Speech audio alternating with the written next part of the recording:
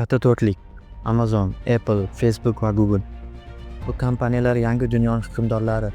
Siz bu katta to'rtlik o'z bizneslarini qanday qurishganligi va nima uchun ular bugungi kunda butun dunyoda hukmronlik qilayotganini hech o'ylab ko'rganmisiz? Siz bu savollarga kitobni o'qish davomida javob topishingiz mumkin.